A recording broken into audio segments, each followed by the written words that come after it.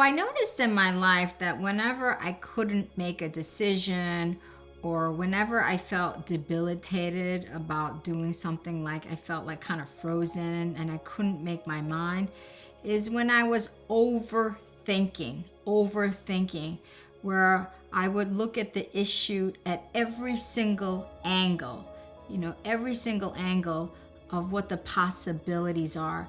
And when I started doing that, I was getting really like starting to get anxious, fearful, because I was coming up and making up all these scenarios about the future of what the possibilities could be. And oftentimes a lot of those possibilities were negative possibilities. Rather than thinking about the positive possibilities, my mind would go to fear and all of the negative possibilities that could happen from the situation.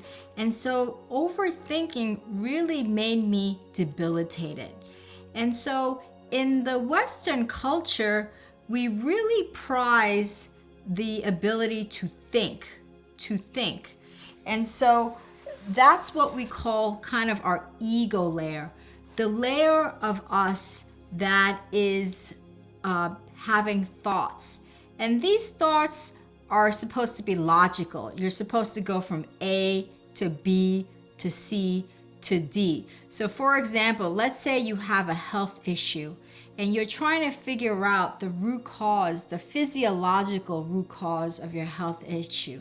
So you're thinking about how to handle that issue. So it's like the first thing you might do is go see a doctor, and try to get diagnosed by the doctor and see if the doctor can, help you.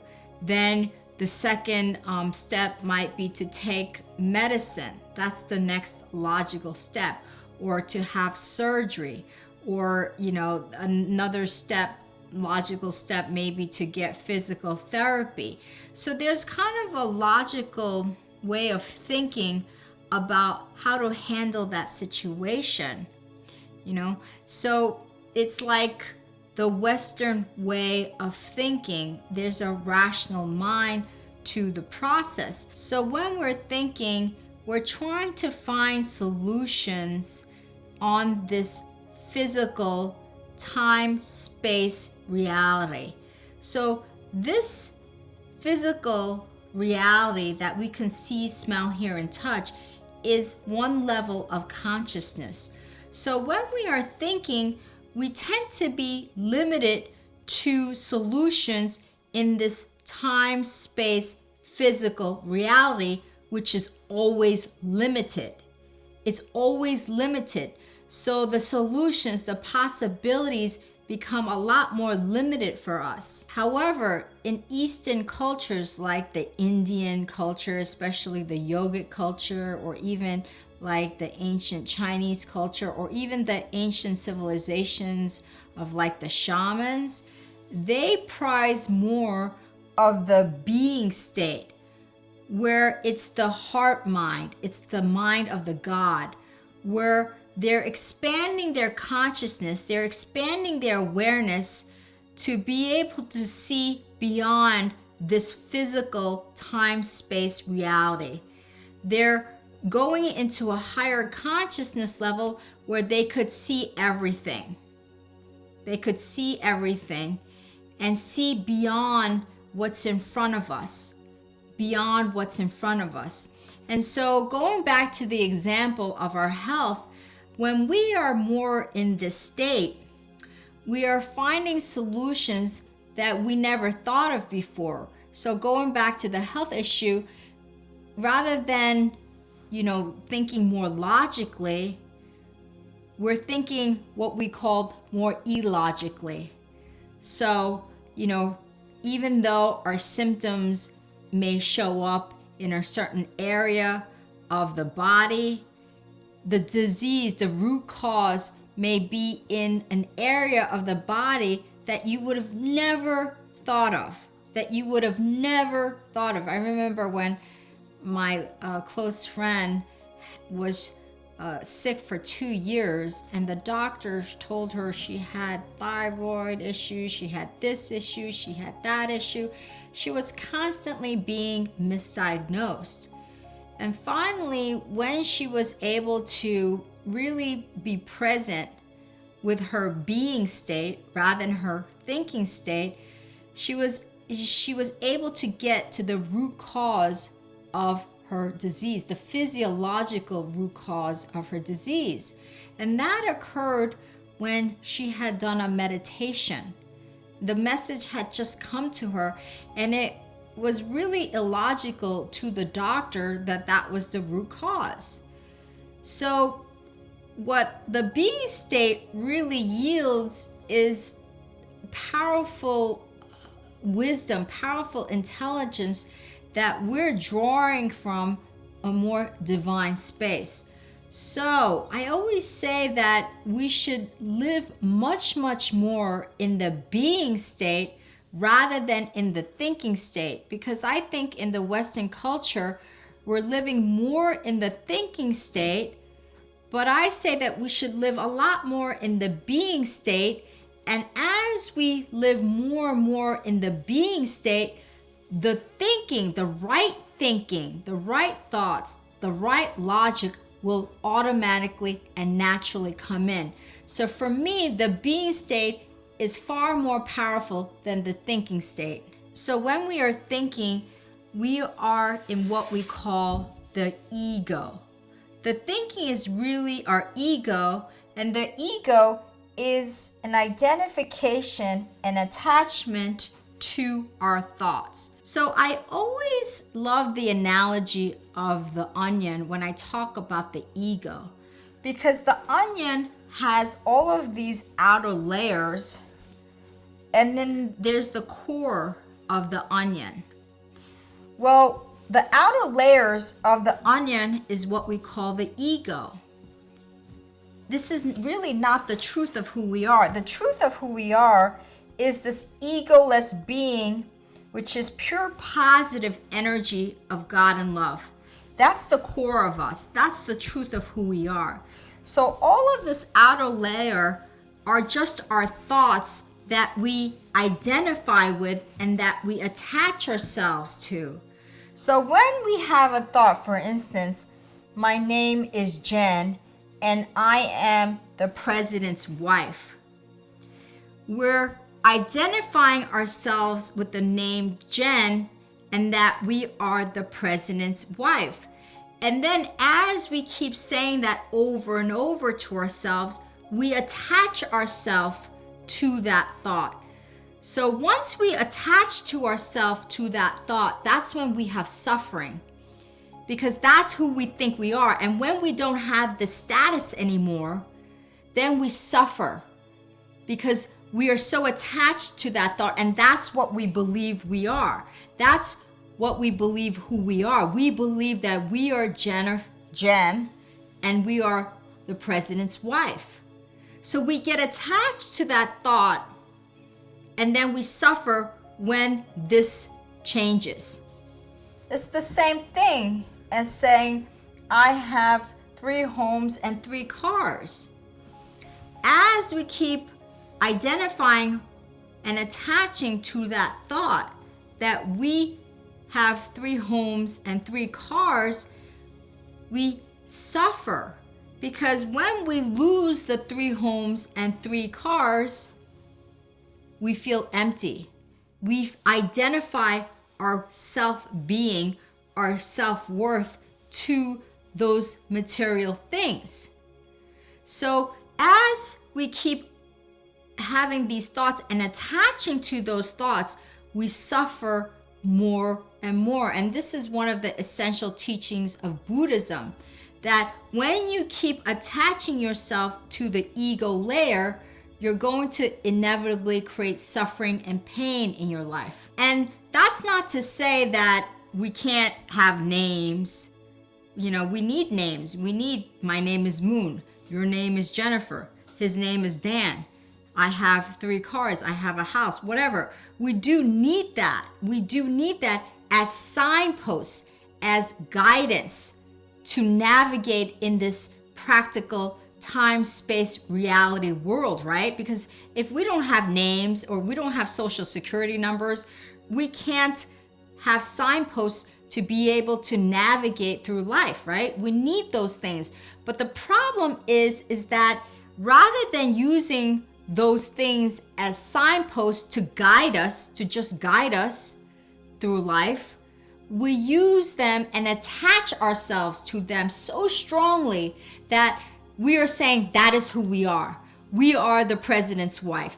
My name is Moon and that is who I am. And I am an engineer and that is who I am. And if I'm not an engineer, then I am suffering and I'm in pain because I don't know who I am.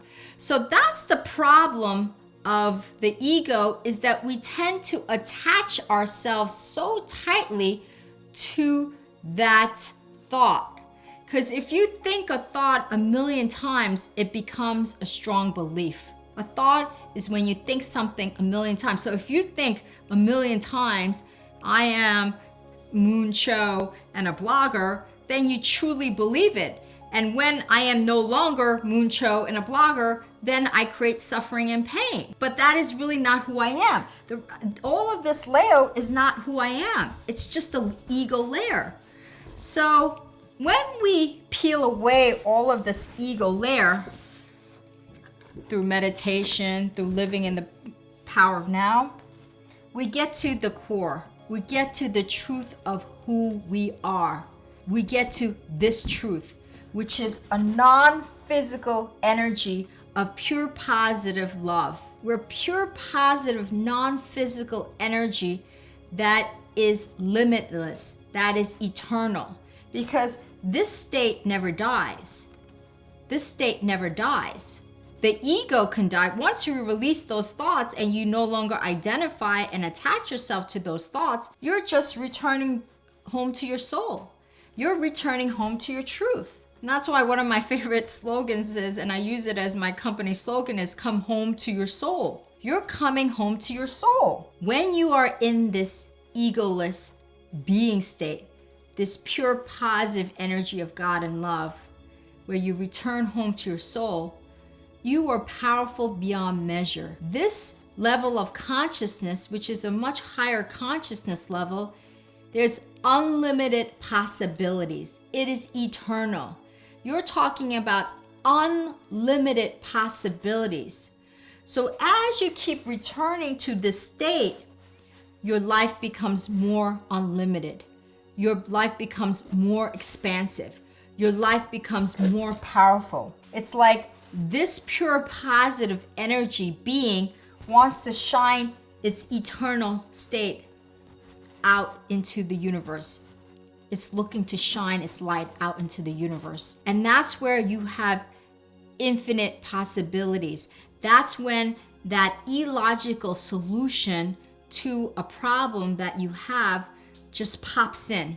It pops in. It's like you have this knowing, a knowing of, oh, I know I have an issue in my liver. I know it. So when I was diagnosing my own issue, I was meditating in order to figure out what my physiological root cause was. And it came to me. It came to me very instinctively as to what it was.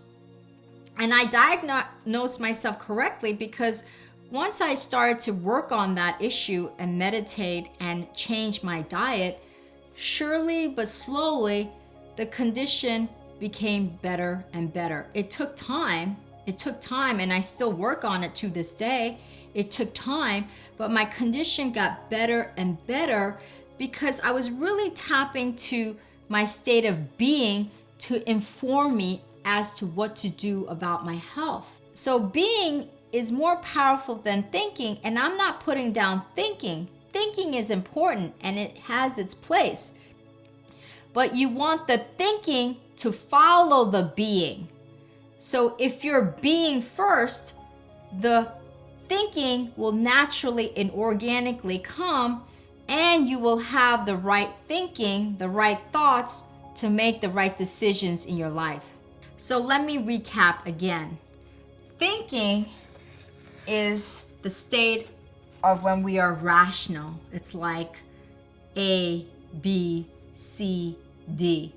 It's logical. It's a lower level consciousness.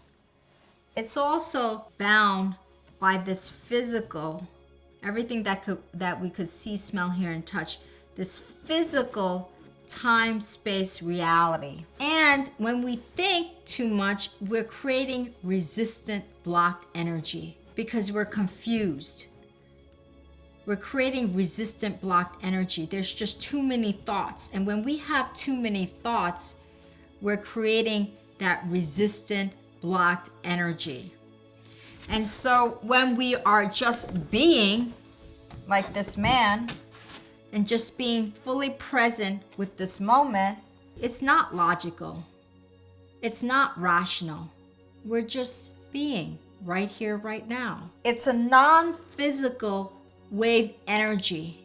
It's like we're just being and breathing into this non-physical eternal energy. It's in the higher consciousness level where there's infinite wisdom, infinite intelligence, infinite power. We do not have resistant energy. There's no resistance. There's no blocked energy when we return home to our soul. It's just pure positive energy. And we have this God knowing. It's like God is speaking to us and through us. And so when we are in a being as a writer, and you know, some of the greatest writers say that God was writing through them.